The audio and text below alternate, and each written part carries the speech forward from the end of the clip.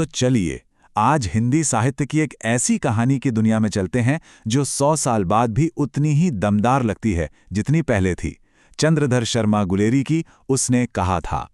अगर एग्जाम की तैयारी चल रही है तो ये खास आपके लिए ही है। आइए शुरू करते हैं। शुरुआत करते हैं आचार्य रामचंद्र शुक्ल के इस एक वाक्य से। सोचिए, वो इसे हिंदी कहानी का मील का पत्थर कह रहे हैं। बस ये एक लाइन ही बता देती है कि हम किसी आम कहानी की नहीं बल्कि एक मास्टरपीस की बात कर रहे हैं। तो आज हम क्या क्या देखने वाले हैं? सबसे पहले कहानी के समय और माहौल को समझेंगे। फिर अमृतसर के बाजारों में चलेंगे जहां दो बच्चों की एक मासूम सी मुलाकात होती है। वहां से सीधा छलांग लगाएंगे फ्रांस की खाइयों में, उस एक वादे को खोलेंगे जो इस कहानी का दिल है। और आखिर में एग्जाम के लिए सारी जरूरी बातें एक साथ रिवाइज करेंगे। तो सबसे पहले ये समझना बहुत जरूरी है कि ये कहानी आखिर लिखी कब गई, क्योंकि इसका जो बैकग्राउंड है ना, कहानी की पूरी आत्मा उसी में छिपी है। देखिए, ये तारीखें बहुत कुछ कहती हैं। कहानी 1915 में छपी, यानी ठीक तब जब पहला विश्व युद्ध चल रहा था। तो ये कोई इत्तेफाक नहीं है, ये युद्ध ही इस कहानी की धुरी है, इसका पूरा कैनवस है। उस दौर में भारत पर ब्रिटिश हुकूमत थी और हजारों भारतीय सैनिकों को यूरोप भेजा गया था एक ऐसी जंग लड़ने के लिए जिससे उनका सीधे तौर पर कोई लेना देना नहीं था। कहानी का दूसरा हिस्सा इन्हीं सैनिकों के इर्द गिर्द घूमता है। चलिए अब जरा टाइम में पीछे चलते हैं। 25 साल पहले अमृतसर का एक भीड़ भरा बाजार, यहीं पर एक लड़का और एक लड़की की मुलाकात कहानी की नींव रखती है। कहानी का हीरो लहना सिंह, जो तब बस 12 साल का एक लड़का है, 8 साल की एक लड़की से बार बार बस यही एक सवाल पूछता है। कितना मासूम, कितना चुलबुला सा सवाल है ना? और लड़की का जवाब हमेशा एक ही, एक शर्माई हुई सी, थोड़ी सी झुंझलाहट भरी धत। ये मानो उनकी रोज की मुलाकात का एक खेल बन गया था। पर एक दिन सब बदल गया। लड़की ने शर्माने की जगह लड़के की उम्मीद के बिल्कुल उलट जवाब दे दिया।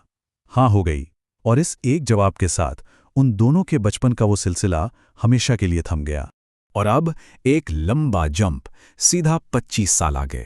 अमृतसर के चहकते बाजारों से निकलकर हम आ गए हैं फ्रांस की बर्फीली कीचड़ भरी खाइयों में। यहां लहना सिंह अब एक सैनिक है और जिंदगी की सच्चाई बहुत ज्यादा कठोर है। खाइयों की जिंदगी नरक जैसी थी। हर पल गोलियों का डर, जमा देने वाली ठंड, बीमारियां और इन सबसे बढ़कर घर और परिवार से दूर रहने का दर्द। कहानी उस दौर के सैनिकों की तकलीफ को बहुत करीब से दिखाती है। इसी मुश्किल माहौल में लहना सिंह की होशियारी चमकती है। जब एक जर्मन अफसर उनके लेफ्टिनेंट साहब का भेष बदलकर आता है तो लहना सिंह उसे पकड़ लेता है। कैसे? छोटी छोटी चीजों से। उसकी एकदम साफ जबान, उसका सिगरेट ऑफर करना और रेजिमेंट की जानकारी में गलती करना, इन सब ने धोखेबाज का पर्दाफाश कर दिया। अब हम आते हैं कहानी के उस मोड़ पर जो इस कहानी का नाम भी है और इसकी जान भी। यही वो हिस्सा है जो बताता है कि लहना सिंह जो कुछ भी कर रहा था वो आखिर क्यों कर रहा था। यहां एक बड़ा सवाल खड़ा होता है, भाई लहना सिंह अपने सूबेदार और उसके बेटे के लिए अपनी जान तक दांव पर क्यों लगा देता है? इस सवाल का जवाब ही कहानी की सबसे गहरी परत है। और जवाब मिलता है एक फ्लैशबैक में। जानते हैं, उस जमाने के हिसाब से ये कहानी लिखने का एक बिल्कुल नया तरीका था। जंग पर जाने से ठीक पहले लहना सिंह अपने सूबेदार हजारा सिंह के घर जाता है और वहां उसकी मुलाकात होती है सूबेदारनी से। और वो सूबेदारनी कोई और नहीं बल्कि अमृतसर वाली वही लड़की है। और यहीं पर सूबेदारनी लहना सिंह से एक वचन मांगती है।